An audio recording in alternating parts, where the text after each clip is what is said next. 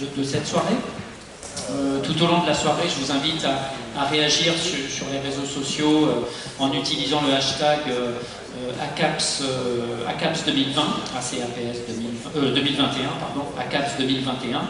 Et sans transition, je cède la parole à Grégoire Bosselu. Bonsoir Grégoire, maître de conférence à l'UFR STAPS, on ne le présente plus, bon, je te présente quand même, Université de Montpellier, pour quelques mots d'accueil. Tout simplement Grégoire, pourquoi avoir choisi ce thème spécifique ce soir, ce thème de la promotion de l'activité physique au quotidien? Pourquoi ce thème et pourquoi ce thème maintenant, fin 2021? Merci. Bonjour à tous.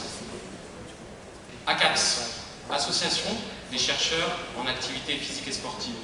On est enseignant-chercheur en STAPS. Pour vous, vous pensez peut-être qu'on est des pouces ballons et on ne fait que du sport de haut niveau. ACAPS, Association des chercheurs en activité physique et sportive, on s'intéresse à l'activité physique dans son ensemble. Oui, on forme des profs de PS, oui, mais pas que. On forme aussi des personnes qui vont intervenir dans le domaine de la santé, parce que l'activité physique permet la santé. On forme aussi des personnes qui vont venir sur la haute performance, aussi bien en préparation physique qu'en préparation mentale, et aussi des personnes qui sont dans le management du sport. Voilà, donc c'est une discipline qui est assez large, et dans ce cadre-là, l'activité physique est quelque part notre dada à nous. Et c'est quelque chose qui est extrêmement important. Alors qu'est-ce que tu en attends là, des débats de ce soir, en deux mots? En deux mots, depuis quelques temps, je ne sais pas si vous avez remarqué, à Montpellier, il y a plein de vélos. Il y a plein de bicyclettes, de trottinettes électriques, de trottinettes pas électriques, de vélos électriques, de vélos pas électriques. Il y a plein de modes de transport.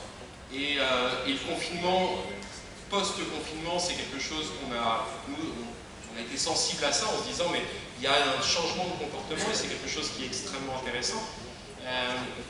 Mais en même temps, il faut cohabiter ensemble. Il faut cohabiter ensemble, donc comment concilier activité physique et cohabitation. Voilà, donc j'attends en fait de cette soirée qu'on puisse réfléchir autour de tout ça, que vous, ça vous fasse réfléchir aussi. Moi j'attends aussi d'apprendre. Pardon, j'attends d'apprendre parce que j'aime bien apprendre. Donc on est très content d'accueillir différentes personnes qui vont nous parler de eux, comment ils voient la promotion de l'activité physique. Voilà. D'accord. Je crois que tu avais apprendre et apprendre en jouant aussi. Tu voulais présenter une application pour un quiz. Alors, vous allez tous, auquel vous êtes conviés, hein, ça rigole pas. Hein. Vous allez tous sortir votre téléphone portable. L'idée, c'est qu'on puisse interagir au cours de la soirée. Voilà, vous avez deux possibilités. Soit vous scannez ce QR code. Pour ceux qui ne savent pas comment scanner un QR code, c'est pas grave. Alors, juste un truc, tout va bien, c'est gratuit, vous n'allez rien payer et on ne va pas récupérer vos numéros de téléphone. Tout va bien. À droite, vous allez envoyer un SMS au numéro qui s'affiche ici, 06 44 60 96 62, et ce que vous écrivez dans le SMS, c'est arrobase, attention, en majuscule, RIBLJS. Je répète, arrobase, RIBLJS. Et le numéro de téléphone, 06 44 60 96 62. Donc là, normalement, vous vous connectez tous au fur et à mesure. Voilà. Est-ce qu'il y a des personnes dans la salle qui n'y arrivent pas? Non, ça va bien? Cool. Pardon? Et après, il se passe rien. Ah, il n'y a pas beaucoup de raisons. Je sens que ça va le faire, ça va le faire.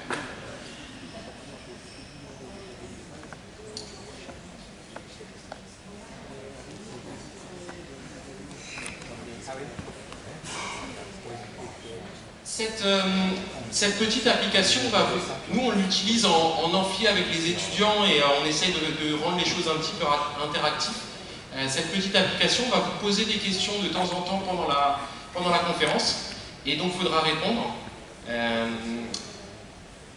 On joue une fois, alors rassurez-vous, de toute façon vous êtes bloqué après, mais dans l'idée on joue une fois, et on aura les réponses qui vont s'afficher en direct. Est-ce que vous avez tous réussi à envoyer le truc, et on va essayer de faire un petit test très rapide. C'est bon pour tout le monde?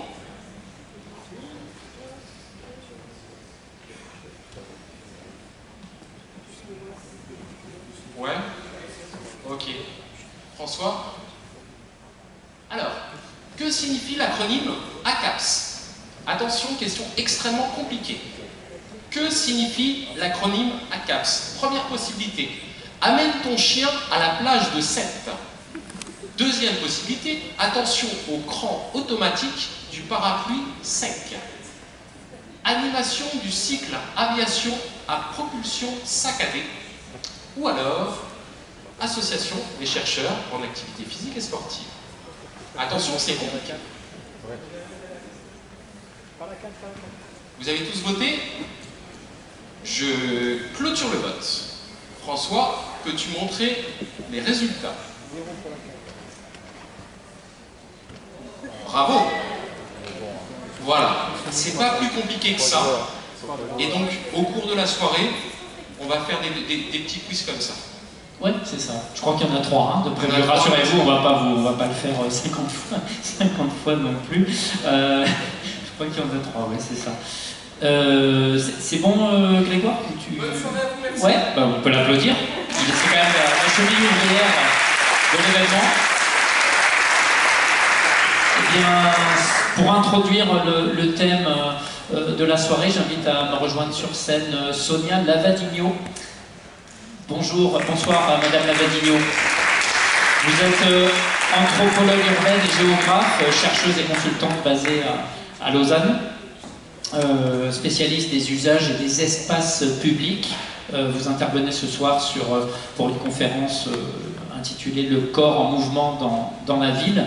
Je ne vais pas trop en dire, tout de même quand même un petit teasing. Vous travaillez sur la façon de repenser la ville pour mieux cohabiter, notamment en termes de mobilité, donc avec plusieurs missions à votre actif dans des grandes métropoles, par exemple Copenhague, Rio, Buenos Aires. Donc pendant 30 minutes, là, vous allez nous présenter vos réflexions, les actions à mener, ce que vous préconisez, des corridors santé, biodiversité, la deuxième peau des parcs, le concept de ville relationnelle du 21e siècle par rapport à la ville fonctionnelle, la reconquête des rues, etc. Je vais pas tout dire non plus, mais vous allez un peu parler de tout ça et d'autres choses. Je vous laisse la parole, Madame Lavadigno. Merci, c'est avec plaisir donc, que je viens vous voir aujourd'hui dans ce congrès d'activité physique et je voudrais déjà démarrer par ce simple constat. Aujourd'hui, je suis donc venu de Paris, j'ai dû venir en avion, j'ai pris des taxis en allant, en venant, et j'ai déjà fait probablement au compteur aujourd'hui plus de 1000 km. Malheureusement, pratiquement rien en activité physique avec mon corps. Et c'est tout le problème et tout le paradoxe de notre société actuelle. Si je regarde ma montre, je suis à très exactement 401 calories, 0,9 minutes d'activité physique qui compte un peu plus qu'autre chose. Vous voyez le paradoxe, hein? C'est quelque chose qui est étrange dans nos vies de ce 21e siècle, dans lequel finalement, par rapport à notre destin d'humain, notre destin, j'entends là, Homo sapiens sapiens, animal que nous restons, tout en étant un animal urbain, nous sommes de plus en plus incapacités, ou nous-mêmes nous incapacitons dans cette question de comment mettre notre corps en mouvement, alors même que paradoxalement, nous n'avons jamais été autant en mouvement par ailleurs, aidés par ce que j'appelle nos ailes augmentées de vitesse, qui peuvent être de toutes sortes. La plupart du temps, je suis plutôt avec un train, ou à vélo, ou en kayak, quoi qu'il en soit. C'est pas toujours qu'on est dans une logique dans laquelle c'est vraiment la propulsion de notre propre corps qui nous guide. Et donc, ce que je voudrais faire aujourd'hui, je vais donc partager avec vous un mouvement en 3 étapes. sur cette question de l'activité physique au quotidien et la façon dont, pour le coup, c'est peut-être à travers la mobilité que nous allons arriver le plus à pouvoir l'inscrire dans nos habitudes. Et la question primordiale qui se pose avant d'en arriver aux recettes pratiques dont je vais parler, à la fois à l'échelle individuelle et à l'échelle plus sociétale de la collectivité, c'est peut-être prendre un peu de recul là en introduction pour évoquer quelques chiffres avec vous. Le premier chiffre, c'est un chiffre qui est assez important dans nos vies, mais dont on n'est pas toujours hyper conscient. C'est de fait notre capital primordial à la naissance. Et vous savez sans doute, peut-être que vous n'avez pas tout à fait en tête ce chiffre. Ce chiffre, c'est 30 000. 30 000 jours, capital à la naissance. Hein. Moi, par exemple, j'ai déjà passé ma half-life, donc statistiquement, j'entends, hein, puisque j'approche de la cinquantaine, donc la quarantaine est déjà passée depuis longtemps. Et pour le coup, par rapport à l'espérance de vie que je peux attendre, hein, 80 ans, peu ou prou, je suis déjà plus qu'à 15 000 jours ou quelque chose du genre, probablement moins. Donc pour le coup, la question c'est que fait-on avec ces 30 000 jours, que fait-on avec ces 4 000 semaines, et pour le coup, ces 4 000 week-ends, hein, parce qu'à la fin, la vraie pénurie, elle est là. Elle est autour du fait que chaque fois que nous pensons à faire un choix qui implique notre corps en mouvement, il y a toujours une compétition forte pour notre temps, et la vraie pénurie, ou en tout cas le vrai état de pénurie, il est mental, et il est aussi parfois réellement physique, dans le sens que dans nos agendas, nous agendons beaucoup trop de choses, nous essayons de faire beaucoup trop de choses dans nos vies, qui impliquent des choix, qui sont des choix qui du coup souscrivent à un modèle de vitesse qui fait que nous pouvons moins prendre le temps de notre corps, ce temps de 5 km/h. Hein. Je signale par ailleurs que ça n'a pas empêché des humains de coloniser toute la Terre en allant à 5 km/h, et même les tribus premières se déplaçaient plutôt à un rythme de 5, 10, 20 km par année. Et comme ça, nous avons quand même réussi en moins de 100 000 ans à couvrir la Terre entière. Pour dire qu'avec assez de temps, on arrive quand même très loin. Ce n'est pas forcément un souci. Donc pour le coup, je voudrais insister sur le fait qu'au Paléolithique, nous chassions le mammouth, nous cueillions des framboises, selon les jours, et ça nous amenait quand même gentiment à pratiquer de l'activité physique, par définition, hein, puisque la nourriture, il fallait aller la chercher, parfois elle était près de vous, parfois elle était plus loin de vous, mais c'était assez courant pour nos ancêtres de passer 15 km, 20 km par jour dans un jogging plutôt light. C'est pas comme vous étiez en train de courir de façon, c'était pas un sprint non plus, mais on avait toujours une certaine activité physique toutes les journées pratiquement, ne serait-ce que pour pouvoir trouver à manger. Aujourd'hui, comme vous le savez bien, nous ne sommes plus du tout dans cette posture. C'est assez rare hein, que nous cherchions de nous-mêmes notre nourriture. C'est assez rare que nous ayons en fait à faire quoi que ce soit comme effort physique pour trouver toutes ces choses qui, elles, peuvent venir parfaitement à nous, hein, à commencer en effet par ce mammouth, ces framboises. Nous allons finalement faire nos courses au supermarché, et nous y allons souvent en voiture. Parfois même, nous faisons venir Uber Eats à la maison, et donc pour le coup, il n'y a pas de mouvement intégré hein, dans des activités essentielles de la vie, à moins vraiment que nous fassions ce choix par ailleurs. Hein. Mais je dirais qu'il n'y a pas d'obligation, on va le dire comme ça, à bouger. C'est vraiment un choix, et pour le coup, la question des choix comportementaux, comme vous le savez, est quelque chose qui demande à ce que ce soit le plus aisé possible, je dirais, de pouvoir aller dans un choix par défaut qui, lui, nous encourage à bouger. Mais c'est généralement pas ce qui se passe dans nos vies aujourd'hui, et ça commence tôt, puisque on voit bien à quel point les enfants, depuis tout petit, ont un range d'action qui est de plus en plus étroit. Si vous regardez, il y a des collègues qui ont fait des études qui ont pu montrer qu'un enfant de 8-10 ans dans les années 50, 60, nos grands-parents qui ont grandi à cette époque, nos parents avaient un range de déplacement tout seul, en autonomie, à pied ou à vélo, d'environ 8 km. C'est des chiffres de cette étude pour Montréal, mais c'est peu ou prou la même chose dans les autres villes européennes ou ailleurs. Et aujourd'hui, ce range est vraiment diminué à moins de 22 km, 300, 400 mètres. C'est vraiment quelque chose qui a fondamentalement changé par rapport à la capacité que nous pouvons donner petit déjà à sport en mouvement. Donc ça, c'est quelque chose qui est difficile, et donc c'est d'une certaine façon aussi pas étonnant qu'en devenant adultes, nous soyons, avec les difficultés que nous connaissons tous, et j'imagine que si vous êtes un public déjà un peu averti, vous savez qu'on a déjà cette difficulté, 2/3 des personnes ne bougent pas ces fameuses 30 minutes. Aujourd'hui, je fais encore une fois partie de ces 2/3 de personnes. Et la seule chose qui maintenant pourrait me sauver, moi je suis d'ailleurs une éternelle procrastinatrice, c'est éventuellement le fait que je me dise, la dernière demi-heure avant minuit, avant de me transformer en citrouille, je bouge. Ça, je fais souvent, parce que comme j'ai des espèces de notifications sur mon téléphone qui me disent, bon, de toute façon, t'es foutu, depuis ce matin, t'as rien foutu, maintenant c'est la dernière minute pour bouger, c'est maintenant.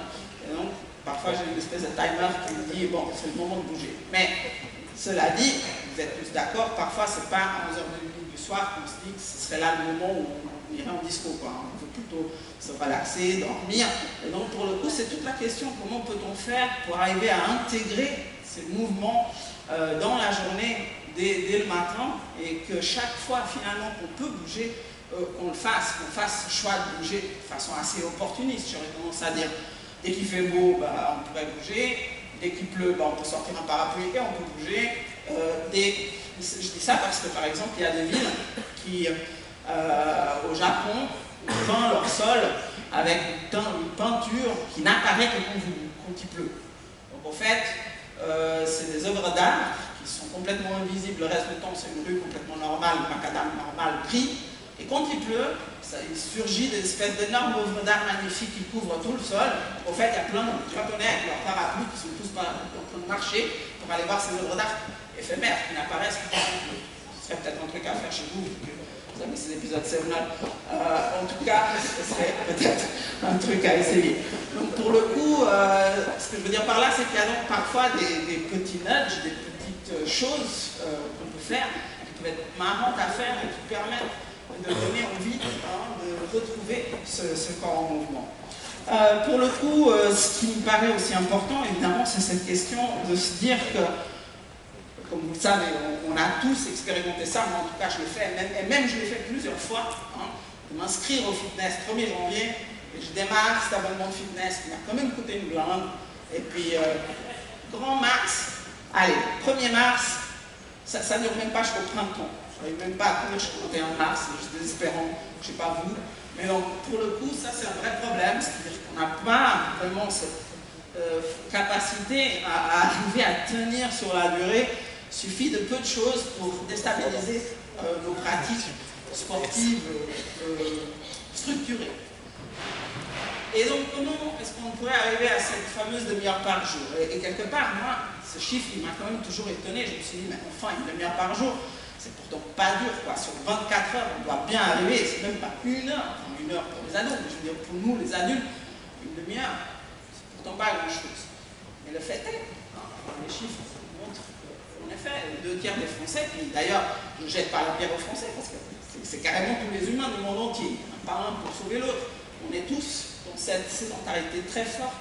Et donc toute la question, c'est comment peut-on faire pour faire en sorte que, par défaut, je dirais, on glisse dans une pente savonneuse qui nous amène à bouger, je dirais presque malgré vous, quoi. Parce que si on compte sur vous pour décider de bouger, bon, je ne sais pas vous, mais moi en tout cas, dès que je vois une glace, alors là je peux compter sur moi, j'irai à fond manger cette glace, mais bouger, bon, c'est autre chose. Donc pour le coup, c'est toute la question, comment peut-on faire que ce soit aussi désirable que cette fameuse glace que vous verrez chaque fois que vous êtes en Italie ou à la plage.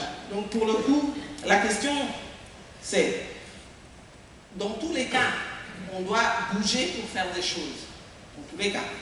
Et dans tous les cas, ça va nous prendre au moins 1 heure par jour, généralement. Entre les mouvements du matin, midi, soir. Peut-être que vous avez la chance d'être dans une ville où vous pouvez tout faire. C'est relativement compact. Ça va vite, à pied ou en voiture, c'est pas difficile.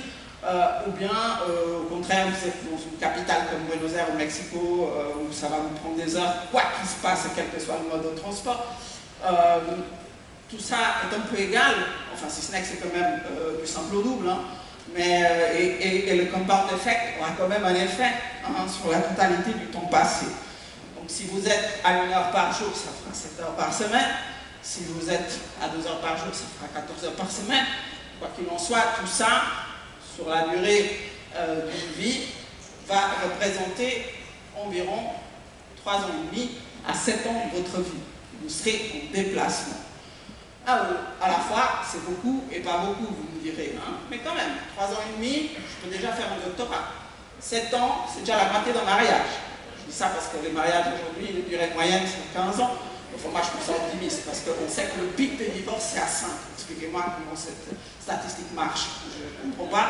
Quoi qu'il en soit, ce qui est certain, c'est que c'est quand même du vrai temps de nos vies. Ce n'est pas juste un temps résiduel.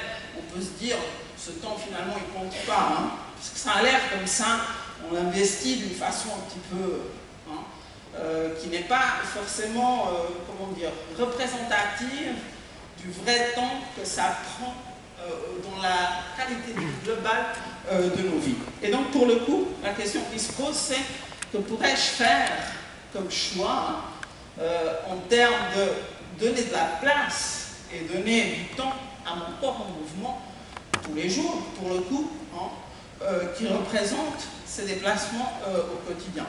Et donc ça, c'est toute la question, et c'est pour ça que je travaille autant sur cette question des villes marchables, ou des villes plus généralement dites actives, qui donnent de la place au corps, au mouvement. Et c'est pour ça que j'ai développé ce concept de la ville du dehors, qui consiste à dire que nous pouvons, si nous voulons, avoir des politiques publiques qui sont vraiment fortes pour créer un environnement qui, lui, fournit, crée vraiment beaucoup d'opportunités pour qu'on puisse bouger tous les jours. Dès que vous mettez un pied dehors, capable de dire littéralement, on peut bouger.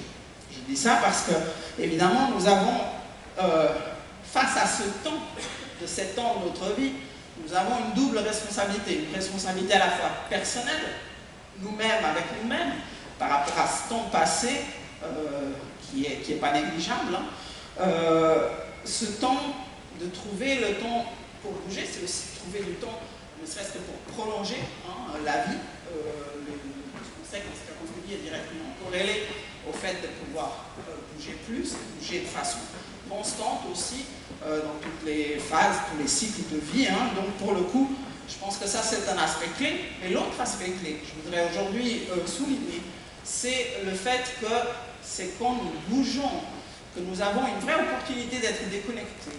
Parce que dans ce fameux triptyque de choses qui nous retiennent de bouger, qui sont la chaise, le volant et l'écran, on voit bien aussi que ces 3 éléments sont aussi des éléments qui nous retiennent d'être en lien avec nous-mêmes, d'être en lien avec les autres et d'être en lien avec la nature. Ces 3 éléments-là, généralement, se situent plutôt dans des espaces confinés, là pour le coup, dans le sens direct du terme, comme ici par exemple, dans un espace qui est évidemment mis dans la nature, et là on est avec les autres et c'est tant mieux pour une forme de présence, mais avec une tendance à l'immobilité qui fait que justement on ne peut pas autant que ça interagir, autant que ça parler. Et c'est ce que j'appelle, moi, la théorie du blabla, qui consiste à dire que ce qui serait intéressant, c'est de faire des villes dans lesquelles on peut vraiment bouger et parler en même temps. Parce que c'est ça, la nature humaine, est celle de pouvoir se dire qu'on peut vraiment avancer, et tout en avançant, que ce soit à pied ou à vélo, en trottinette ou quoi, vous êtes dans un espace finalement déconnecté du virtuel, on va dire, mais très connecté au physique qui vous entoure, à votre propre corps physique et aux autres qui sont avec vous. Donc ça, c'est un avantage que je trouve profond, parce que du coup, tous ces moments passés à bouger ensemble, ou à bouger tout seul, mais dans tous les cas, à bouger, on va dire, cheveux au vent et déconnectés de ces écrans, sont des moments dans lesquels on retrouve une qualité de vie, ce que j'appelle le temps plein. Mais pour le coup, on va s'en souvenir. Et ça, c'est vraiment quelque chose d'intéressant. Et donc, je voudrais introduire cette idée d'un droit à la déconnexion dans nos mouvements, dans nos moments et dans nos lieux de mouvement. Et aussi un droit à la reconnexion, qui est lié à ce triptyque relationnel que je viens de décrire, qui est celui qui consiste à dire qu'en reprenant contact avec mon corps en mouvement, je reprends aussi contact avec mon esprit, je reprends contact avec ma proprioception, n'espèce que ça, ce sixième sens qui est tellement important pour qu'on se rende compte de tout ce qui est en train d'arriver et de notre place dans le monde. Ça, c'est un aspect aussi assez clé de la question et duquel on est trop souvent coupé. Et j'insiste là-dessus parce que nous savons que ça a beaucoup d'effets sur les questions de santé mentale. Comme vous le savez aujourd'hui, sont presque aussi importantes, voire plus importantes presque que les questions de santé physique, et on voit bien à quel point les deux sont complètement connectés. Donc pour le coup, ce qui va être important aussi, c'est, au-delà de cette responsabilité individuelle de chacun, de renouer, retrouver son temps et ses espaces-temps pour bouger, c'est évidemment qu'on ait les conditions cadres pour bouger, qu'on ait l'environnement qui va avec, qui puisse nous permettre de bouger sans trop faire d'efforts. Ça devrait couler de source. C'est ça, c'est là que la ville entre en jeu, et c'est là que mon propre travail entre en jeu. Je conseille des villes, des collectivités, pour qu'elles mettent en place des environnements qui permettent à nos architectures des choix d'aller dans ce sens de créer plus d'autonomie et plus d'espace capable d'accueillir, l'espace capable dans le vrai sens architectural du terme, laisser de l'espace, laisser des porosités dans nos agendas, dans nos espaces-temps pour qu'on puisse accueillir ces mouvements. Parfois, il ne s'agit pas de grand-chose, il peut s'agir simplement d'injecter un quart d'heure de plus ici, un quart d'heure de plus là-bas. Si par exemple vous avez un quart d'heure de plus le matin, vous pouvez beaucoup plus facilement intégrer un moment pour du sport, intégrer un moment pour emmener à pied les enfants à l'école, intégrer un moment pour pouvoir aller boire un café avec un ami le matin. Tout ça, ce sont des moments qui permettent de retrouver, de renouer avec ce corps en mouvement. Et j'encourage très fortement, comme première de ces 5 recettes perso que je vais donner là maintenant, de vraiment prendre le temps de retrouver ces moments stratégiques dans nos agendas qui sont le matin avant le travail, qui sont à midi. Et par exemple, la ville de Londres vient de lancer ce qu'ils appellent maintenant les rues midi, comme ils appellent ça. Ce sont des rues qui deviennent apaisées dans le moment entre midi et 2, coupe la circulation pour faire en sorte que les gens puissent avoir cet espace qui redevient un espace de convivialité qui peuvent s'approprier pour du pique-nique, jouer au ping-pong, bouger, faire des choses qu'ils ne pouvaient pas précédemment faire juste en dehors du bureau ou en dehors des espaces de travail. C'est une opération qu'ils ont lancée pendant le confinement qui a beaucoup de succès et qui, donc, pour le coup, ils réfléchissent à la pérenniser. C'est une piste que je trouve intéressante parce qu'elle part de cette hypothèse qui consiste à conquérir des espaces-temps plutôt que simplement conquérir des espaces. Ces rues, à d'autres moments, ne sont pas si utilisées, mais sur cette pause de midi, elles ont vraiment du sens pour être récupérées, reconquises pour le corps en mouvement. Et donc c'est un peu cette idée. Il y a des moments plus importants que d'autres. Et il y a notamment un moment que je trouve très important qui est le soir après le dîner. On a un peu perdu cette habitude que certains pays méditerranéens ont encore, qui consiste à sortir après le dîner, faire une promenade digestive. Ça a l'air de rien comme ça, mais ce quart d'heure supplémentaire, il aiderait vraiment beaucoup à atteindre les fameuses 30 minutes par jour. Et c'est quelque chose qui est trop souvent négligé dans les politiques publiques, alors même qu'on pourrait vraiment accentuer un mouvement qui consisterait à dire que la nuit pourrait être plus active. Je ne parle pas là des gens qui vont danser toute la nuit, hein. Je dis tout le monde, n'importe qui, à n'importe quel âge, peut avoir ces moments plus actifs la nuit. Je pense notamment à ce qui a été fait à Lille, devant la gare Saint-Sauveur, il y a un parc qui a été aménagé avec un éclairage particulier, avec des jeux qui sont aussi utilisables, appropriables la nuit en bordure du parc. Et c'est un endroit qui est très utilisé, y compris par des familles avec des enfants un peu plus grands qui utilisent pour le coup cet espace. Hein. J'ai aussi eu l'occasion de travailler à Bordeaux. Là, j'ai fait récemment toute une enquête de terrain. On a passé 15 jours entiers sur le quartier, l'éco-quartier de Gippo à Bordeaux, où avec une fontaine sèche, vous savez, ces fontaines qui poussent comme ça de temps en temps, au milieu, là, sur la place qui se trouve au milieu de ce quartier, on a là aussi des enfants, des parents qui viennent, des familles entières qui viennent faire cette promenade. On voit qu'ils sont en train de la faire, les enfants sont déjà habillés en pyjama, on voit qu'ils vont aller directement au lit après cette petite balade, mais ça crée ces opportunités de proximité. Nous en Suisse, on rigole beaucoup en disant ouais, nous on a toujours une forêt ou une montagne de proximité juste à côté de chez nous. C'est vraiment l'endroit où on va juste pour balader son chien ou son gosse. Moi, je vous encourage très vivement d'ailleurs, hein, si vous avez la chance d'avoir ce que j'appelle un accélérateur de mouvement qui est le fait d'avoir un chien ou un gosse, c'est un truc génial parce que eux, pour le coup, marchent des kilomètres, ils font marcher à fond. Ça ne dure pas, hein. Les enfants grandissent, les chiens malheureusement n'ont pas la même durée de vie que nous. Pour le coup, après l'humain, au bout d'un moment, il faut recommencer. Heureusement, vous divorcez, vous recommencez, vous refaites des enfants, pour le coup, rebelote. Ou alors, vous prenez un chien, c'est reparti. Quoi qu'il en soit, soyez sûr de faire en sorte que cette envie de bouger, elle reste avec vous, puis que vous ne la perdez pas, même quand vos enfants sont grands et même quand vous en avez marre avoir de nouveau, vous en êtes déjà votre troisième chien. Quoi qu'il en soit, essayez toujours de garder cette envie qui reste avec vous jusqu'au bout de votre vie. Parce que c'est aussi, on le sait, hein, la corrélation, elle est directe entre l'envie ou la possibilité de bouger et le fait de mourir. Il y a vraiment 2-3 ans seulement qui se passe entre l'immobilité générale du corps, hein, le fait de bouger de moins en moins, le fait de perdre en autonomie et le fait ensuite de vraiment pour le coup disparaître. C'est vraiment très clair cette connexion.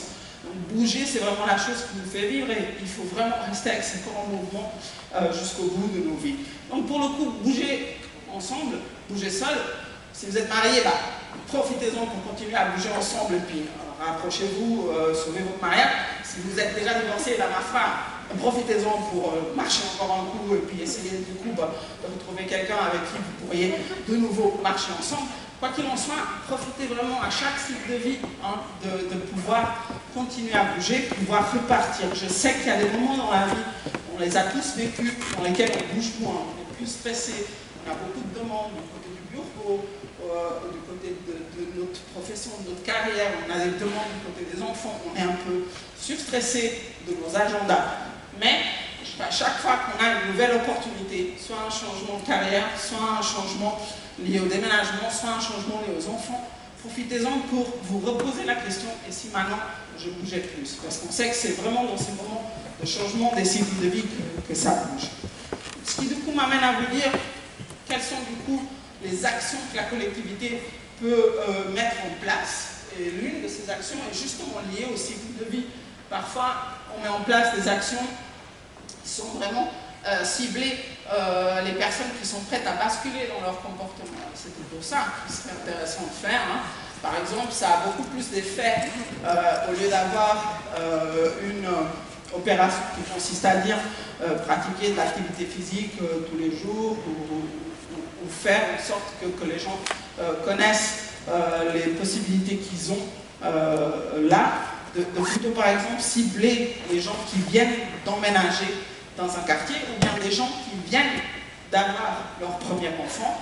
On sait que c'est un moment fragile dans lequel très souvent on va acheter une voiture, hein. Deuxième enfant, c'est encore plus vrai.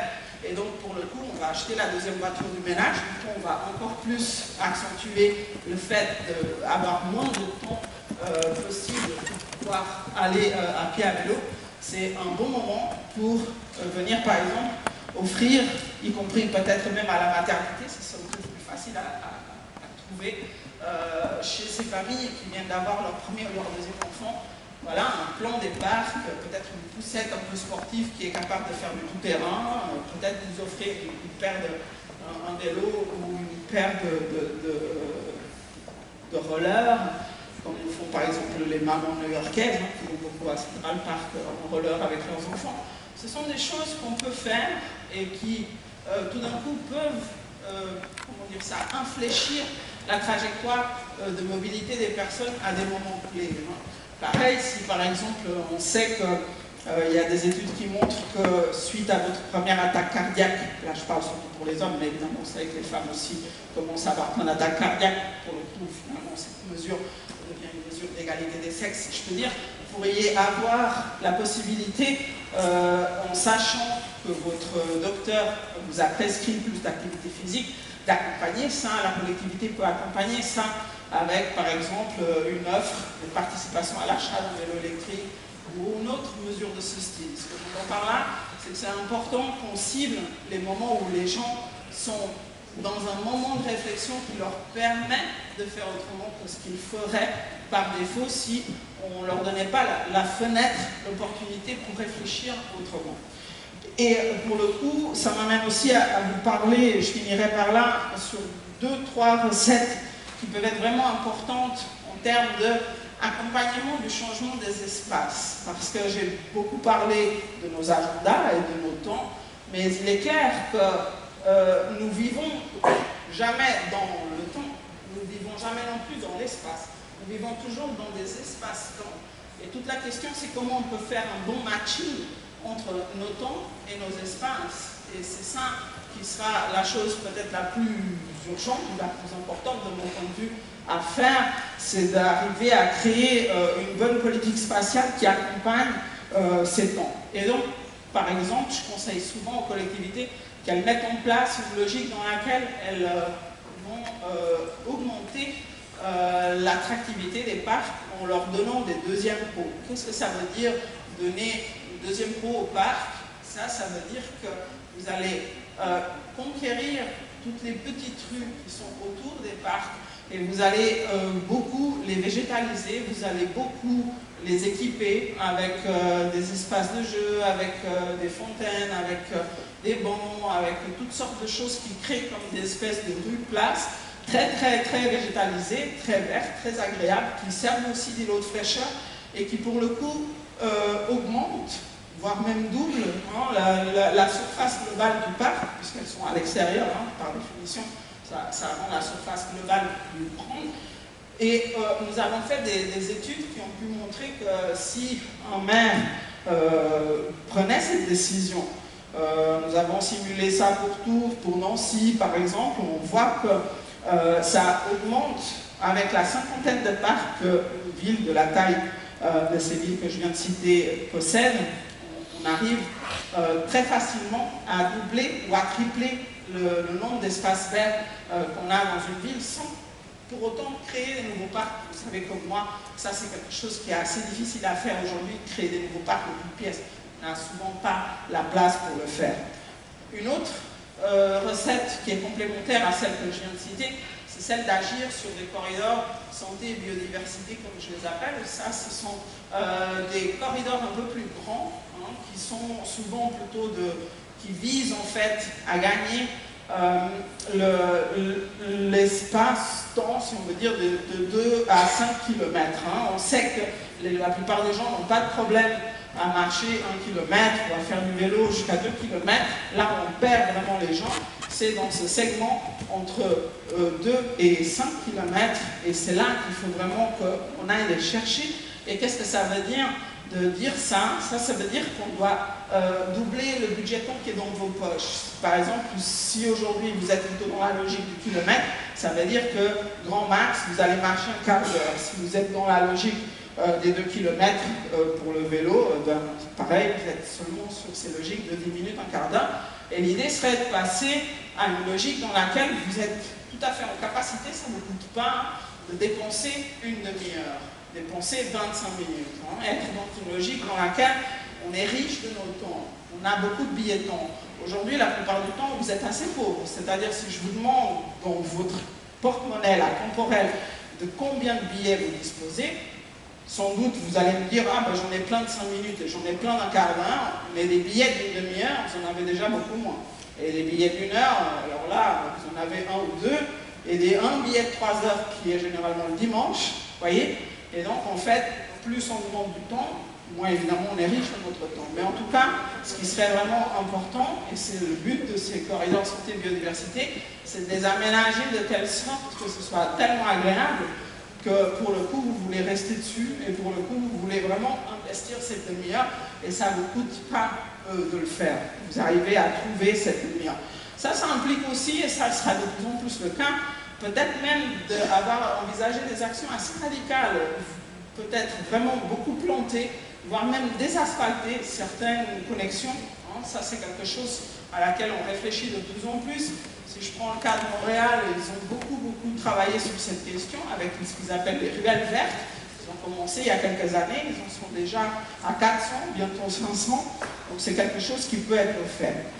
L'autre chose que je conseille aussi, c'est de créer des abonnements sportifs, c'est-à-dire un abonnement transport public qui en fait vous remercierait d'une certaine façon pour toute cette partie que vous feriez à pied ou à vélo et qui pour le coup permet d'avoir par exemple un rabais de 50% ou avoir d'autres types d'avantages qui permettraient vraiment de se dire au post-paiement, hein, plus vous marchez, plus vous faites au vélo, plus finalement vous arrivez à avoir un abonnement qui correspond à vos vraies pratiques. Hein. Plus ça encourage ce corps en mouvement à rentrer dans vos activités de tous les jours. C'est quelque chose qui a été étudié et expérimenté même à Londres, avec tout un système un peu ludique qui a été mis en place et qui a aussi plutôt bien marché.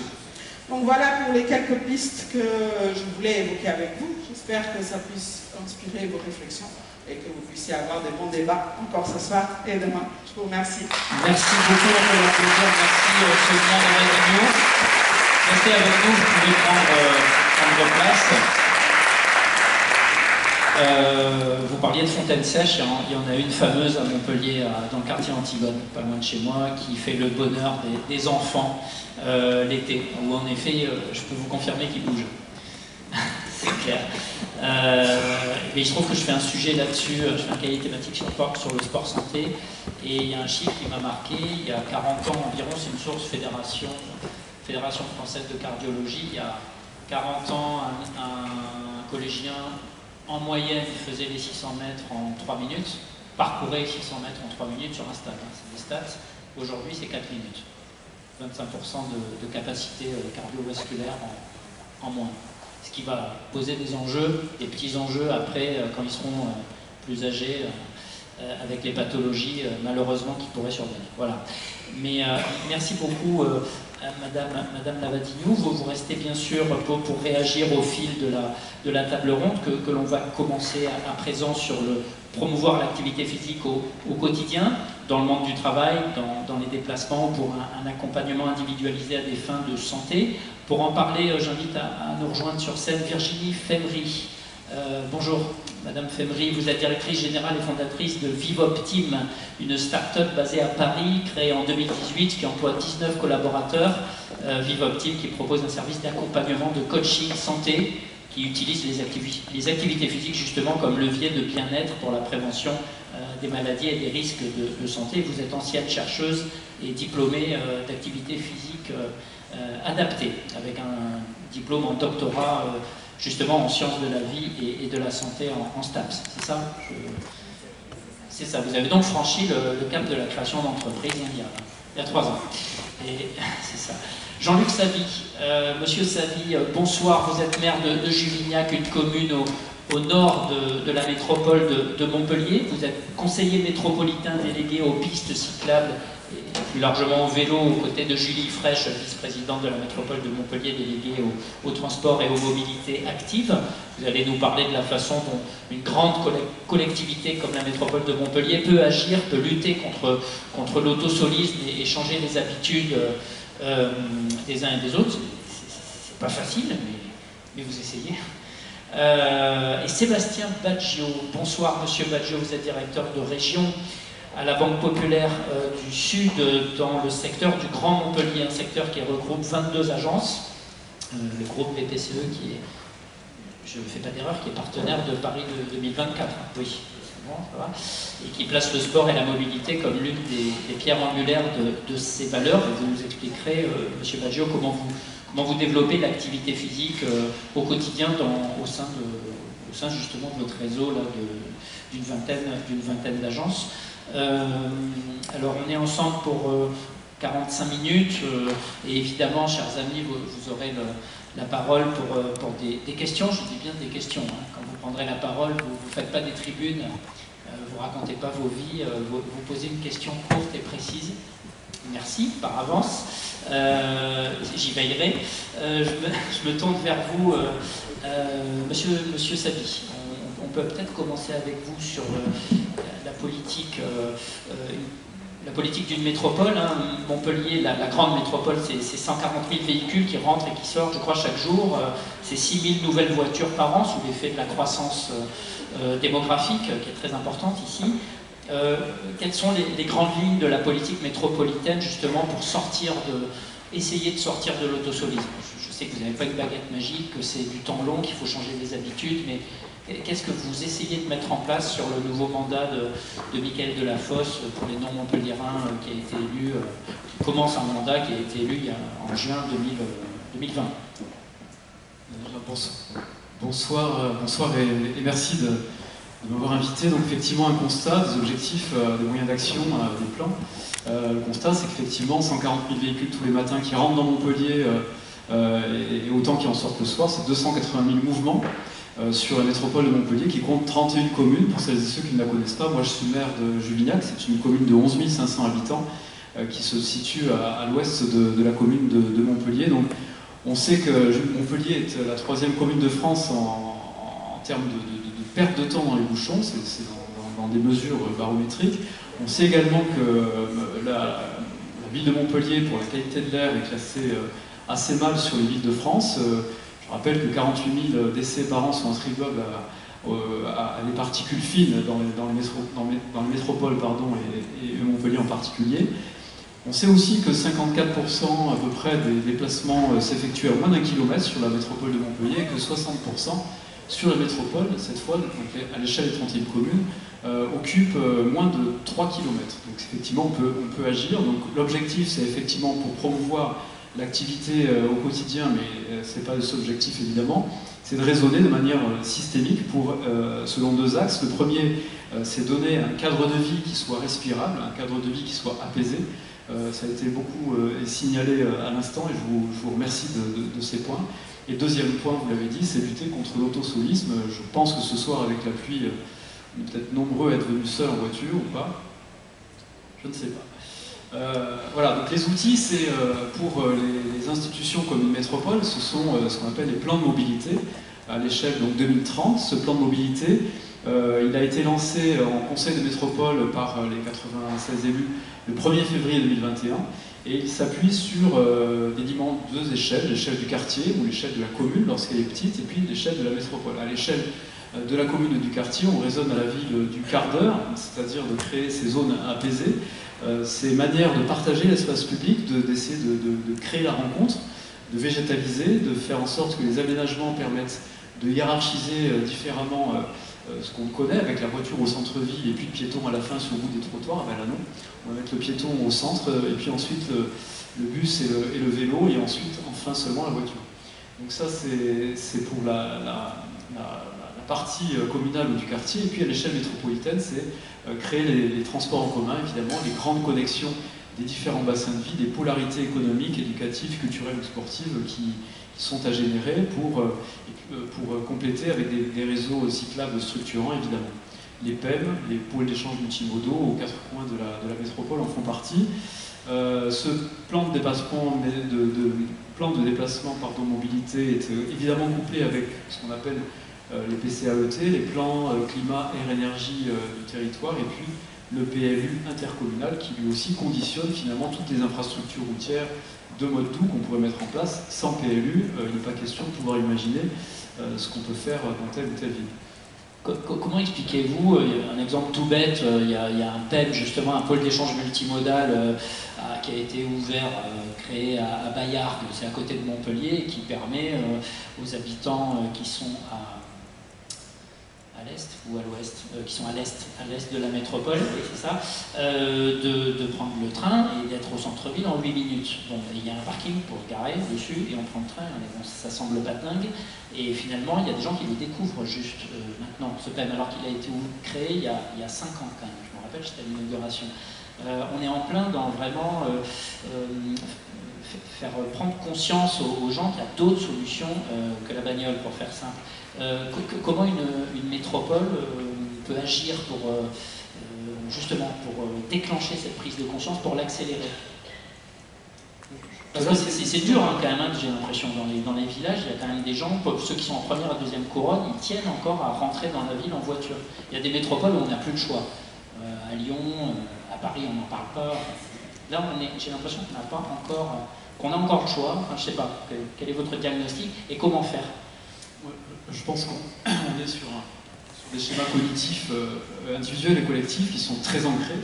Depuis l'après-guerre, on a mis la bagnole au centre-ville. La bagnole, pour prendre cet exemple, réussite sociale, il fallait que la voiture aille au centre de toutes les villes. Et on a fait des ponts, on a fait autour de la Comédie, on tournait en voiture, on est passé sous la Comédie, on a vraiment tout fait, y compris dans Montpellier, pour mettre la voiture partout. Aujourd'hui, on revient en arrière, donc les changements cognitifs sont très longs. Je pense que ce qui a pris 2 générations à se mettre en place mettra aussi du temps pour faire ces changements, mais les jeunes générations, on l'a dit tout à l'heure, sont beaucoup plus que nous en mobilité, en mouvement, y compris en trottinette électrique, parce que je considère que c'est aussi du mouvement. Donc on a la chance d'avoir une génération qui arrive avec des nouvelles manières de fonctionner. À l'échelle institutionnelle, donc on a cette stratégie mobilité qui permet d'imaginer la mobilité pour tous. Il faut que tout le monde puisse se déplacer. C'est aussi la mobilité, un droit, c'est un facteur de lien social, donc c'est important. Et puis une mobilité sobre et décarbonée, puisqu'effectivement l'empreinte environnementale, la voiture, on la connaît tous, donc on va pas, j'insiste pas dessus, mais c'est important de pouvoir à la fois pour des questions de santé, mais pour des questions planétaires, environnementales, pouvoir nous déplacer autrement. Donc concrètement, à l'échelle de la métropole, c'est un budget conséquent, d'1,4 milliard quand même sur l'échelle du mandat d'ici 2025, sur 2,5 milliards, c'est-à-dire à peu près 50% du budget total consacré à l'investissement de la métropole de Montpellier, c'est pour les mobilités, que ce soit pour les trams, soit pour les bus, pour les infrastructures cyclables, les modes doux en général.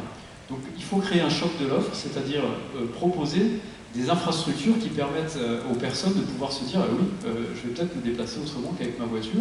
Donc à Montpellier, ça se passe pour la métropole avec la ligne 5, dont les travaux ont démarré justement cette semaine, la ligne 5 de tram, qui desservira 80 000 habitants. C'est aussi 4 lignes de bus BHNS, donc c'est des bus à haut niveau de service, qui vont de manière très rapide, très fréquente, relier des points cardinaux de la métropole de manière très rapide, qui vont être créés, des parkings relais, on en parlait, aux 4 points cardinaux, qui permettent de faire de la rétention automobile pour la moyenne vallée de l'Hérault et puis les hauts cantons ou bien les plaines du côté de Lunel, puisqu'effectivement on a la chance d'avoir des itinéraires ferroviaires.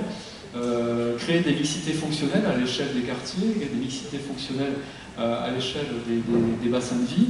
Développer, ça c'est important, des écosystèmes vélos, c'est-à-dire qu'il faut à la fois développer la sécurisation du stationnement pour les vélos, la manière de circuler en manière continue pour un vélo, sinon on ne prendra pas. Sinon on aura peur de venir dans la ville parce qu'il y aura des discontinuités. C'est aussi créer ce qu'on a mis en place, ça a été dit tout à l'heure, on a fait 500 € pour un vélo électrique neuf jusqu'à la fin de l'année, c'est prévu, c'est existant depuis 1 an déjà, et 200 € pour l'achat d'un vélo électrique d'occasion. C'est aussi la formation, c'est aussi la sensibilisation auprès des jeunes, auprès des moins jeunes, dans les écoles, etc. Donc, tout ça contribue à ce qu'on ait un choc, on va dire un choc de l'offre, avec le plan piéton, qui effectivement place le piéton au cœur de la cité et la voiture un peu en dehors. Donc le concept, c'est répondre aux besoins de tous les usagers sans les opposer. Il s'agit effectivement de pouvoir créer des reports en cascade, parce que quand on met 50 personnes dans un bus, ça fait autant de voitures en moins dans l'espace public, et donc permettre à des personnes qui ont besoin de leur voiture pour circuler. Là, on est entre nous, on peut y aller franchement, il n'y a pas de souci. Disons-nous les choses, est-ce que c'est en embêtant au maximum la voiture qu'on va encourager le report modal, ce fameux report modal? Est-ce que le but aussi, c'est quand même d'embêter au maximum? On n'en est pas encore au péage urbain, on n'a pas eu ce courage en France. Je ne sais pas pourquoi d'ailleurs, parce que ça se fait ailleurs et c'est très efficace. C'est le manque de courage politique, c'est une chose. Mais là c'est national, c'est pas votre faute. Vous n'auriez pas le droit, quand bien même vous voudriez le faire, ce ne serait pas possible. Mais à défaut de péage urbain, est-ce que le but quand même, c'est pas de... On est obligé d'embêter un maximum les flux automobiles pour qu'enfin il y ait du report modal? Je ne sais pas s'il faut le terme embêter m'embête. Ouais. Il faut susciter l'envie de se déplacer différemment. Et encore une fois, on est tous tour à tour piétons, cyclistes, automobilistes, donc j'ai pas envie, moi, d'être embêté quand je circule en voiture, par exemple. Parlons clairement. Bon, moi j'habite à Montpellier, quand je sors de Montpellier aux heures de pointe, je vois dans l'autre sens, c'est dingue. Enfin, les embouteillages pour rentrer, il y en a toujours eu, mais ils sont de plus en plus impressionnants, quoi. Parce qu'il y a la croissance démographique et qu'on ne peut pas augmenter les tuyaux en permanence, enfin, c'est pas le but, évidemment. Donc, comment faire, quoi? Enfin, parce que là, vous décrivez quelque chose qui, politiquement, qui existe, qui est budgété, qui est séduisant intellectuellement, mais enfin, sur le terrain, il y a des embouteillages de malades, quoi, aux entrées de ville, et vous le voyez très bien, puisque vous êtes à Juvignac, sur votre commune, sur la 750, c'est quand même limite impressionnant, quoi. C'est sur plusieurs kilomètres, quoi. C'est se demander comment les gens supportent ça, même, tous les matins. Donc, est-ce que le bus à haut niveau de service dont vous parlez pourra vraiment apporter une solution, par exemple, puisqu'il y a une ligne qui ira vers Gignac sur cet axe, justement? Est-ce que ça pourrait être un moyen de désengorger, une vraie solution concrète et relativement rapide? Oui, je pense qu'il y a tous les moyens. Il y a l'autopartage, on travaille avec Module Auto. Il y a aussi le covoiturage, on travaille avec Klaxit. C'est quand même 122 000 véhicules qui sont prévus pour l'année prochaine en covoiturage. C'est donc ces parkings relais qui ont suscité l'offre. C'est la modernisation de l'outil vélo. On voit aujourd'hui que les vélos électriques se démocratisent, sont de moins en moins chers, peuvent se plier, se mettre dans le coffre. Moi, autour de moi, les jeunes générations encore, je reviens vers eux, mais qui, justement parce qu'il y a 6 000 voitures de plus par an dans la métropole, se disent moi j'en ai marre de faire des bouchons. Donc c'est pas forcément en embêtant la voiture, c'est un changement d'un point de vue cognitif, en se disant peut-être que si je me déplaçais autrement, d'abord j'y prendrais du plaisir, ensuite j'irais plus vite, et puis ensuite je pourrais, comme on l'a dit tout à l'heure, être en mouvement et donc me déconnecter mentalement en fait de ma vie quotidienne pour faire un entre-deux entre mon travail et puis chez moi. Il y a des outils plus contraignants comme les ZFE, les zones à faible émission. La métropole de Montpellier, comme les grandes métropoles de France, fait partie de celles qui vont devoir sortir des villes, les voitures les plus polluantes, les plus anciennes évidemment. Et donc ça fait partie de ce qui embête, entre guillemets, comme vous disiez tout à l'heure, les propriétaires de ce type de véhicules et qui va pouvoir les accompagner. Je pense qu'il faut effectivement aussi imaginer le décalage des ouvertures des gros pôles de flux que sont les universités, les CHU. Sur Montpellier, on a quand même des zones bien denses. Les plans de déplacement entreprises aussi qui sont obligatoirement mis en place maintenant avec des forfaits mobilité pour les salariés du privé comme du public. Ça peut être 200 € quand on va travailler à l'hôpital par an, à condition de faire 100 jours de vélo par an quand on est salarié. Vous voyez, donc ça c'est des mesures incitatives qui effectivement vont permettre le basculement cognitif qui n'aurait pas été pris, le pli n'aurait pas été pris s'il n'y avait pas eu cette action émulatrice, qui n'est pas pour embêter, mais pour inciter. D'accord.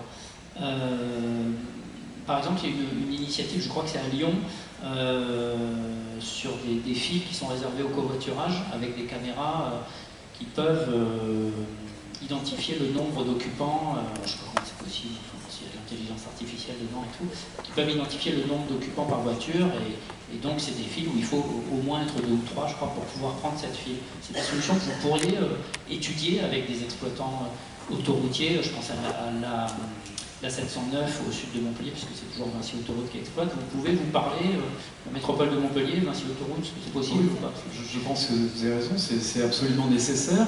Tous les outils de modernisation qui permettront de circuler différemment dans l'ère du numérique sont bons à prendre, il ne faut rien exclure.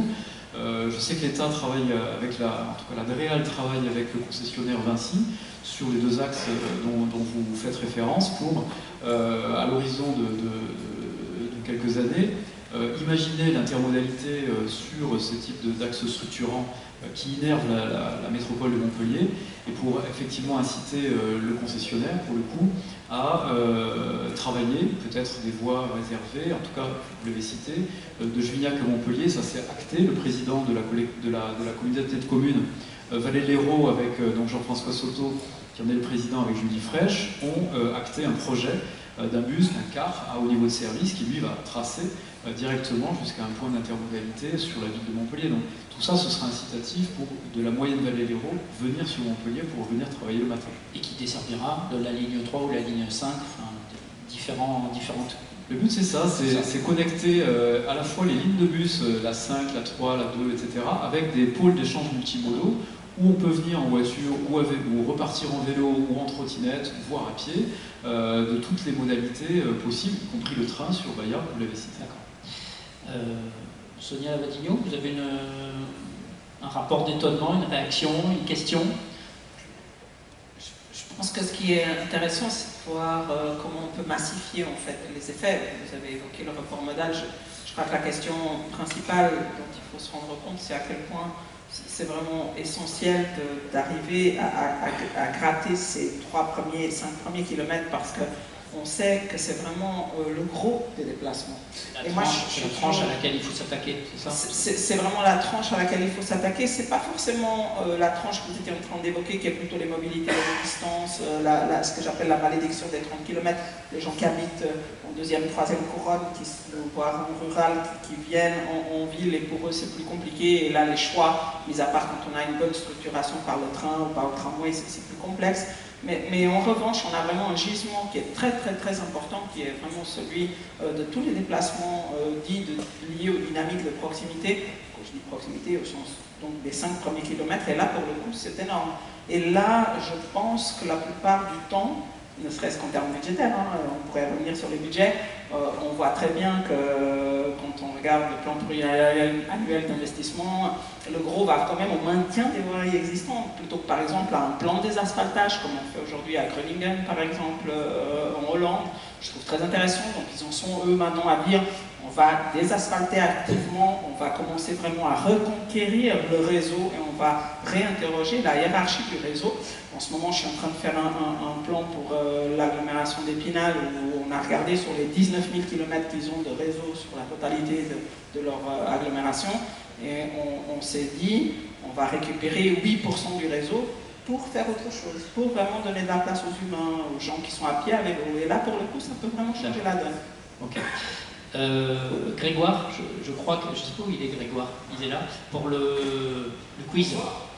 François, alors c'est pas Grégoire, c'est François.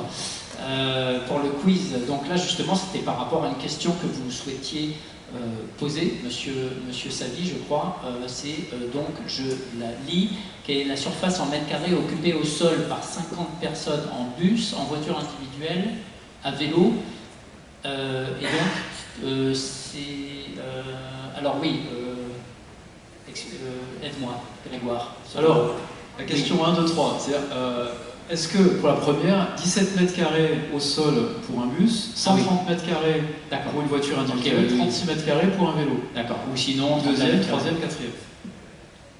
Je comprends. D'accord.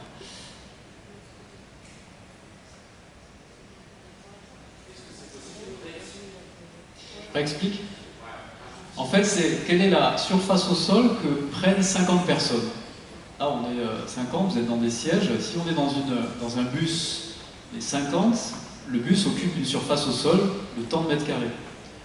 Quand on est 50 personnes cyclistes côte à côte, quelle surface on occupe? Et quand on est en voiture, ou on est en autosolisme avec 50 voitures, quelle surface occupe les 50 voitures au sol? Donc après, il y a plusieurs options, en effet, exprimées en mètres carrés. Dans l'ordre, c'est bus, voiture, vélo. Désolé. Il y a des votants, ça progresse, 29, 30.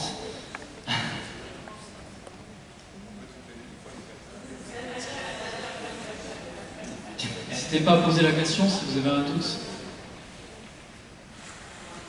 C'est vrai que ça demande un peu de réflexion quand même.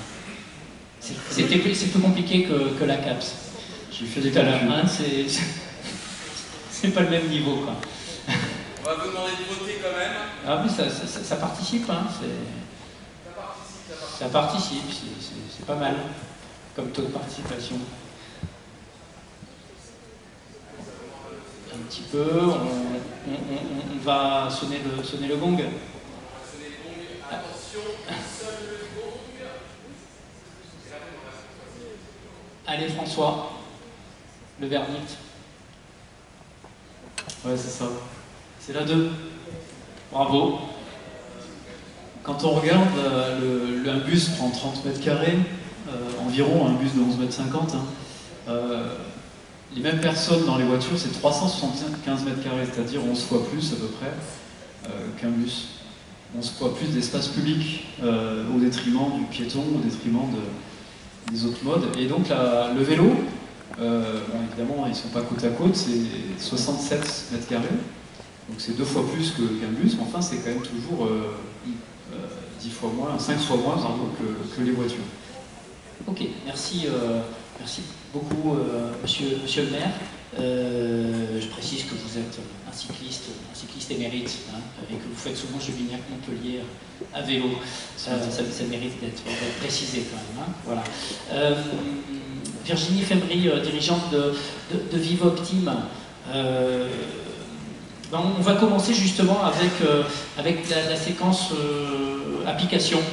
François, on va regarder vos applications là, et on va commencer sur votre question, Madame Fembry. Est-ce que voilà, alors est-ce que l'activité, je vous laisse la lire. Oui. Est-ce que l'activité physique est considérée comme une thérapeutique non médicamenteuse ou autrement appelée une intervention non médicamenteuse? Non, parce que la pratique d'une activité physique n'est pas considérée comme une thérapeutique, à l'instar d'un médicament. Oui, parce que l'activité physique vise à prévenir ou à soigner ou à guérir, et en cela c'est une thérapeutique non médicamenteuse de fait. Non, seules les médecines douces sont aujourd'hui reconnues comme thérapeutiques non médicamenteuses. Et puis la quatrième réponse, c'est oui, mais partiellement. Il n'y a aujourd'hui que des programmes d'activité physique adaptés, qui sont notamment par exemple encadrés dans le décret du sport sur ordonnance, qui sont considérés comme des thérapies non médicamenteuses. Merci. On m'a dit qu'il fallait peut-être rafraîchir les écrans si ça ne marche pas. Oui. Voilà. Donc rafraîchissez, des fois de temps en temps c'est sympa. Vous rafraîchissez et ça marche ensuite. Merci monsieur.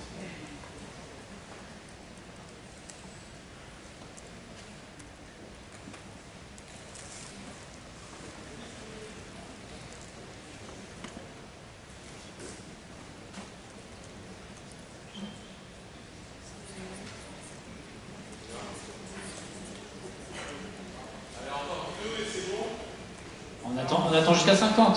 Allez, 47, on va arriver à ça. C'est pas mal, c'est pas mal. C'est presque la moitié.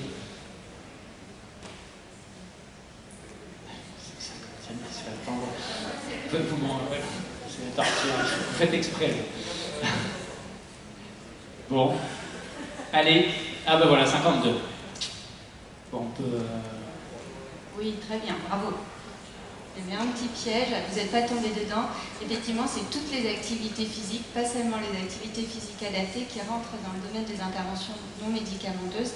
Avec la problématique qu'on a aujourd'hui, c'est qu'il n'y a pas de prise en charge financière de ces interventions, comme il y en a pour les médicaments, les thérapeutiques médicamenteuses.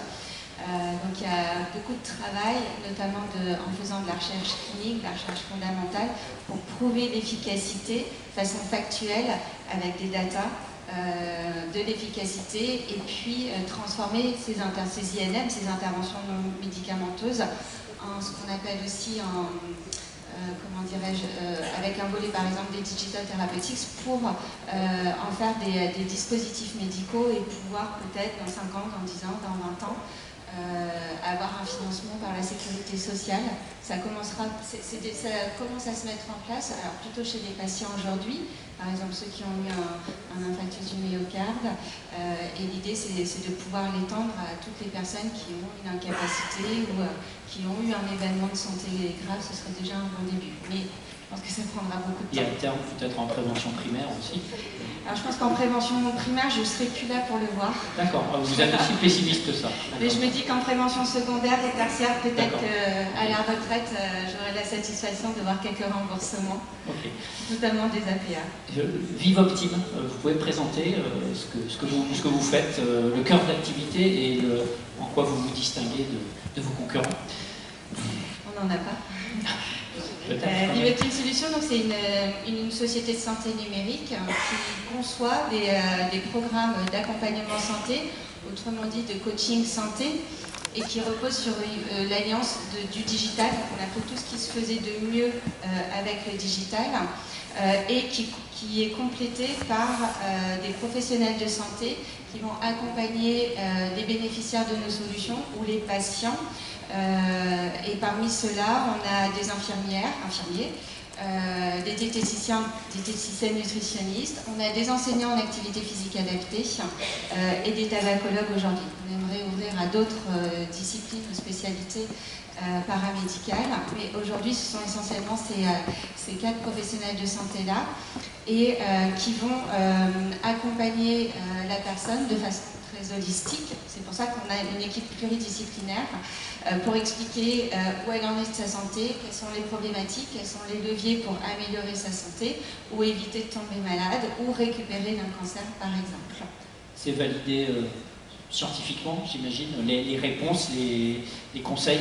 Oui, alors on s'appuie sur un comité scientifique indépendant et on fait appel à des experts, des professionnels dans chaque discipline dans lesquelles on intervient, donc la nutrition, l'activité physique. On travaille beaucoup avec les STAPS, et moi j'en suis moi-même issue, donc avec des enseignants-chercheurs de l'Université de Nanterre, de l'Université de STAPS d'Albi, notamment qui nous accompagnent, et bien d'autres, je ne peux pas tous les citer, mais oui, et pourquoi? Parce que si demain on veut que ces INM soient remboursés par la sécurité sociale, il faut vraiment montrer l'efficacité, et ça ne passera que par des études d'impact et d'efficacité, d'où la recherche clinique.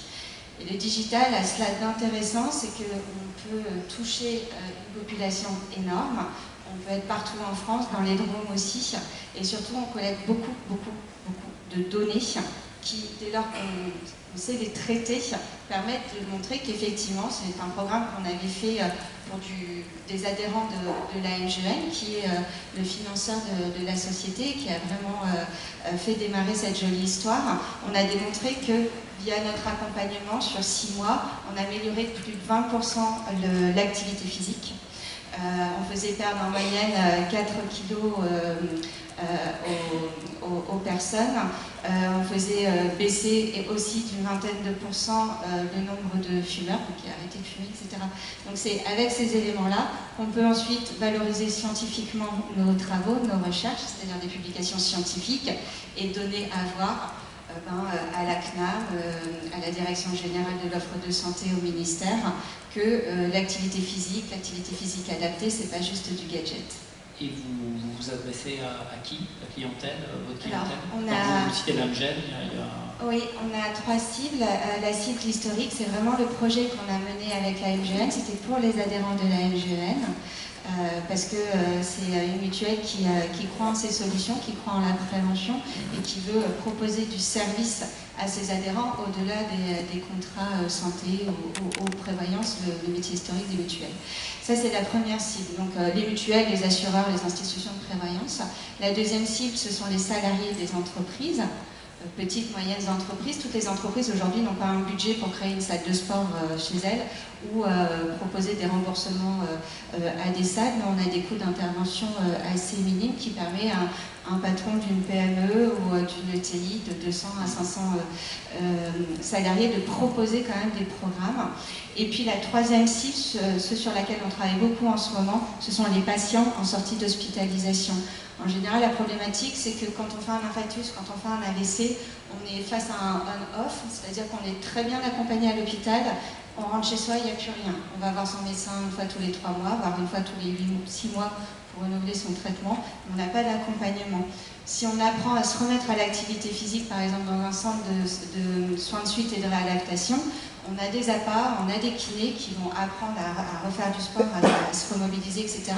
On rentre à la maison, on est tout seul, on ne sait plus comment faire, on ne sait pas comment pratiquer seul, et surtout, on peut perdre très très vite ce que disait Madame Lavidillon, la motivation. Et donc l'idée, c'est ça qui est intéressant, je trouve, dans votre concept, c'est d'aller chercher vraiment l'activité physique, je ne vais pas dire n'importe où, mais enfin dans les interstices de la vie quotidienne, là où on croit que c'est pas possible, enfin ça vient vous coacher, genre, je sais pas, prendre l'escalier, ou une façon de prendre l'escalier, ou vous pouvez expliquer ça, que l'activité physique, elle est au moindre recoin de la vie quotidienne en fait, quoi.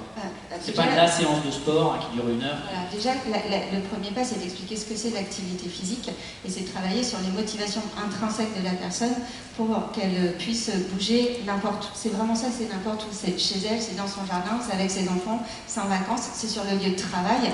On est aujourd'hui tous assez sédentaires pendant notre temps d'activité professionnelle. Donc c'est expliquer que quand on monte des escaliers une marche sur 2 ou quand on monte des marches mais sur la pointe des pieds, il y a une dépense énergétique et une activité musculaire plus importante. Que quand on va sortir le chien et qu'on fait des grands pas ou on fait une marche normale, une marche rapide, une marche normale, donc l'intervalle training, ça se fait aussi en marchant, on n'est pas obligé de courir ni courir vite, eh bien on peut améliorer in fine sa condition physique. Donc c'est expliquer vraiment tout ce qu'on peut faire, c'est quand moi je vis à Paris, je prends les transports en commun, c'est comment je peux être actif tout en étant statique dans le métro, parce que je ne vais pas me mettre à gesticuler dans tous les sens, ça va me causer des problèmes. Mais voilà, c'est en contractant les abdos, en serrant les fesses, en tenant sur la pointe des pieds ou sur une jambe. Ça ne se voit pas trop, on n'a pas l'air trop ridicule, et ça fait une activité physique. Et en un mot, le business model, comment vous vous rémunérez? Alors, il est différent selon les cibles. Par exemple, avec les mutuelles, on a plutôt une approche où la mutuelle, elle doit offrir du service à tous ses adhérents. Donc, en fait, on calcule le coût de prise en charge parce que nos enseignants en activité physique adaptée, nos infirmières, nos diététiciennes, il faut les payer, ils ne travaillent pas gratuitement. Et du coup, on répercute le coût d'accompagnement de la personne sur l'ensemble des personnes éligibles au dispositif. Pour les employeurs, on peut avoir des modèles de coût à l'utilisation du service. On sait que sur une entreprise de 3000 personnes, on va peut-être avoir 20% qui vont profiter de notre service. Eh bien, on va calculer le prix sur cette consommation, sur ces 20%. Pour les patients, aujourd'hui, on n'a pas de modèle économique, donc c'est plutôt via des financements publics, parce que les agences régionales de santé ont des fonds d'intervention régionale qui peuvent financer des expérimentations. Et puis il y a un projet, l'État bouge beaucoup depuis quelques années. Il y a des financements pour la santé numérique, pour la health tech en France qui permettent également de financer des études et l'accompagnement notamment des patients. Et une dernière question, qu'est-ce qui vous a donné l'idée de vous embarquer dans cette aventure de création d'entreprise? Vous n'étiez pas bien avant? Si. Ça a été quoi l'élément déclencheur? J'étais très bien. En fait, l'événement déclencheur, il vient pas de moi, il s'est imposé à moi. C'est que quand on a travaillé avec la NGL sur ce service-là pour ses adhérents, en fait, par le bouche à oreille, par les publications scientifiques, par les communications que nous avions, ça a intéressé d'autres clients. Et une mutuelle ne peut pas commercialiser ce service, elle n'a pas le droit de faire du business sur du service, donc il fallait trouver une structure juridique qui permette de le faire, et ça a été la naissance de Vivo Team Solutions, qui est une entreprise commerciale indépendante. Et comme j'étais à l'origine du projet qu'on avait mené avec la MGL, eh bien j'ai pris les rênes de cette structure. Très bien. Merci beaucoup. Madame Fenry, je propose qu'on continue avec vous, Sébastien Baggio, avec la Banque Populaire du Sud. Tout simplement, pourquoi la Banque Populaire du Sud a-t-elle souhaité s'investir dans le développement de l'activité physique pour ses salariés? Alors bonsoir à tous. Un mot de contexte, la Banque Populaire du Sud, c'est une banque régionale de proximité qui est située sur l'ex-Languedoc-Roussillon, plus l'Ariège, plus l'Ardèche. Ce sont 2000 salariés qui vivent et travaillent sur notre région. Alors pour répondre à votre question, à mon avis, il y a deux réponses. La première, et c'est peut-être la plus importante, c'est qu'on a un socle de conviction sur le sujet très fort, très puissant, sur le fait de stimuler la mobilité des collaborateurs. Pourquoi? Parce que nous sommes un certain nombre à être sportifs dans l'entreprise, alors souvent à un niveau extrêmement modeste, mais passionnés. Et ce qui nous réunit, c'est qu'on partage une prise de conscience, c'est que faire du sport, c'est bien pour la tête, c'est bien pour le cœur, c'est bien pour l'esprit. Et ça se traduit sur la sphère personnelle, mais aussi sur la sphère professionnelle. Et quand vous avez un salarié qui est globalement en mouvement, qui fait du sport, vous avez une probabilité plus importante, et d'ailleurs il y a des chercheurs qui nous l'ont prouvé au cours de ce congrès, vous avez une probabilité plus importante pour qu'il se réalise, pour qu'il soit épanoui. Et ça a des conséquences dans le boulot, ça a des conséquences en termes d'engagement, ça a des conséquences en termes d'efficacité, et ça a des conséquences aussi en termes de présentéisme. Donc ça c'est un premier point, le socle de conviction, et à mon avis c'est le point le plus important. Et puis le deuxième, vous l'avez dit tout à l'heure en préambule, on appartient à un groupe qui s'appelle BPCE, comme Banque Populaire Caisse d'Épargne, qui est partenaire premium des Jeux Olympiques Paris 2024, et qui dans cette initiative a décidé d'insuffler un maximum d'énergie, beaucoup de moyens, et de le diffuser non pas en centralisé à Paris, mais de le diffuser sur l'ensemble du territoire. Et la meilleure illustration, c'est qu'on a nommé dans chaque banque populaire et dans chaque caisse d'épargne 2 ambassadeurs sport Paris 2024, ils sont là, je les salue, il s'agit de Sacha Ledrezen et Nicolas Tosello, n'hésitez pas à les voir tout à l'heure parce qu'ils sont super investis sur le sujet, et leur rôle à eux, c'est de faire le pont entre les initiatives centralisées et leur traduction sur le terrain et sur l'ensemble de notre territoire. Voilà, donc les 2 points, des convictions et des moyens impulsés par un groupe. Alors quelles actions vous avez initiées ici? Alors, on s'est mis autour d'une table avec un certain nombre de personnes, dont certaines sont sous les 2 premiers rangs. Et on s'est dit, finalement, on a des convictions, mais comment on peut transformer nos convictions en action? Parce qu'avoir des convictions, c'est bien, mais si on ne les diffuse pas dans le quotidien de nos collaborateurs, finalement, ça ne sert pas à grand-chose. Donc on s'est dit, on ne part pas de là, tant qu'on n'a pas trouvé des bonnes initiatives. Alors, on a initié plein de choses, mais j'en citerai 2. La première chose, elle est toute simple, c'est que si vous voulez que vos salariés fassent du sport entre midi et 2, puisque c'est souvent sur ce créneau que ça se passe, il faut avoir des douches. C'est mieux d'avoir des douches en tout cas. Et on n'avait pas de douche. Donc on est allé proposer un grand plan d'aménagement et de déploiement des douches à notre direction. Ça coûtait quand même un certain prix. On a commencé par les services centraux et progressivement on est en train d'aménager toutes les agences. Et quand vous avez des douches, vous avez un salarié qui commence à arriver avec un sac de sport, qui commence à aller courir entre midi et 2, et puis un deuxième, et puis progressivement ça contamine l'ensemble de l'effectif. Donc ça c'est un premier point. Ça vous l'avez vu, vraiment? Et ça on l'a vu. Ouais. On l'a vu, en tout cas il y avait 0 sport globalement entre midi et 2, et surtout à Montpellier ça avait beaucoup de sens parce qu'on a des salariés qui ne rentrent pas chez eux, des raisons qu'on peut deviner, et là du coup on a un espace, on a 3/4 d'heure, 1 heure de disponible. Et puis le deuxième point, on a décidé d'aller sur le sujet de l'innovation parce que le sport s'y prête beaucoup, on l'a vu aussi au cours de ces 2 jours. Et donc on s'est rapproché d'une start-up qui a créé et développé une application qui s'appelle United Hero. Le principe et l'objectif de cette application, c'est de valoriser l'activité physique de nos salariés. Donc comment ça se passe? C'est super simple. On a proposé en juillet 2020 à l'ensemble de nos salariés sur la base du volontariat, parce qu'on est quand même à la frontière de la vie privée, de la vie professionnelle, de s'inscrire sur cette application. Une fois que je me suis inscrit, ça prend 1 minute, je choisis une équipe qui m'est proposée. Alors on a fait en sorte que le nom des équipes leur rappelle le moins possible leur environnement professionnel. On a appelé ça les licornes, les flamants roses, etc. Dans notre boulot, on ne s'appelle pas vraiment comme ça. Et une fois qu'on a choisi le nom de l'équipe, l'aventure peut commencer. Et l'aventure, ben, c'est super simple, c'est que chaque fois que je suis en mouvement, je gagne des points. Ces points, ils me bénéficient à moi, ils bénéficient à mon équipe, et les équipes sont challengées entre elles. Et régulièrement, ces challenges sont convertis en euros qui sont reversés à des associations caritatives. Donc ça date de juillet 2020. On n'avait pas trop de certitude là-dessus. Alors, dites pas le taux de participation, puisque ça fait partie du quiz. Donc, on va poser la question. La question, peut-être, si vous voulez. On peut le faire tout de suite. Oui, vous voulez le quiz, Grégoire. Allez, allons-y. François. C'est François. François et Grégoire. Il remet juste le QR code si jamais vous ne l'aviez pas pris. Voilà. Donc c'est une question toute simple, là, que je crois que vous avez posée, M.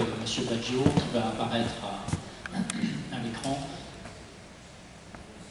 Mais je trouvais que c'était dans le fil de votre déroulé. Oui. Moi, j'en ai pensé. François. Allez-y, vous pouvez la lire. Donc, quel est le taux de participation de nos salariés depuis le lancement de l'appli? Est-ce que c'est 5%, 15%, 30% ou 50%? C'est sur les 2000 Sur les 2000 salariés. Sur les 2000 salariés. Non.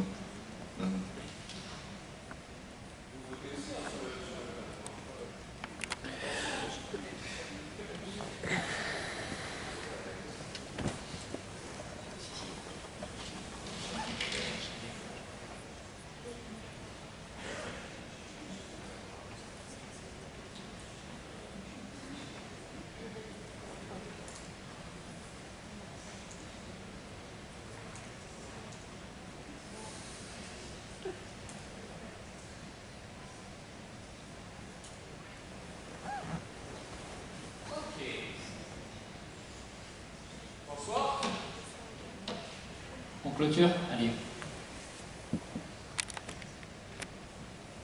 Ben, ils sont pas mal, hein, je trouve, ce soir. Alors, je suis bluffé parce que je ne sais pas comment ils ont fait, parce que c'était pas du tout intuitif, mais c'est exactement ça, c'est 30%.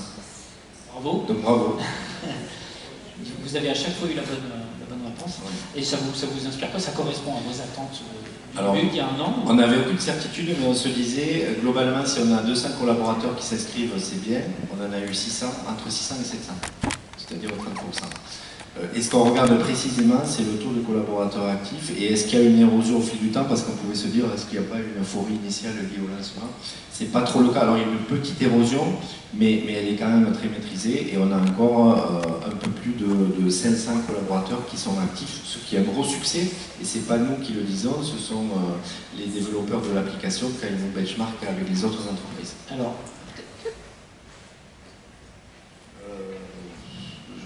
oui, mais on n'a pas vraiment regardé ça. Je ne sais pas si vous avez regardé s'il y a la parité homme-femme sur l'utilisation. Alors on a une majorité de collaboratrices quand même dans l'entreprise, donc c'est peut-être un déséquilibre sens féminin. Et peut-être aussi une question toute bête, c'est est-ce que c'est déjà des sportifs qui finalement continuent à faire du sport ou est-ce que ça convertit des gens au sport? Ce qui est quand même fondamental. C'est une question super intéressante. En fait, on s'est aperçu que ceux qui étaient déjà sportifs, qui pratiquaient, finalement, ils n'avaient pas vraiment besoin de ça, même si certains y sont allés.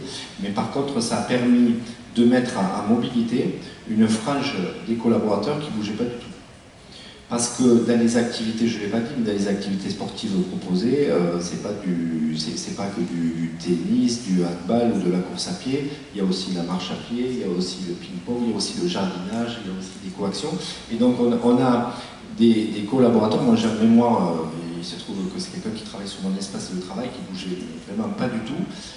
Là, il mange, et puis il va faire, ça se passe à Saint-Onès, et il va faire 2 km parce que ça lui rapporte 20 points. Donc, et il n'aurait jamais fait ces 2 km. Donc ça veut dire qu'il y a des ressorts, pour lutter contre la sédentarité, il y a des ressorts qui sont très différents de l'un à l'autre, et pour ce collaborateur-là, le ressort c'était cette cause un peu collective.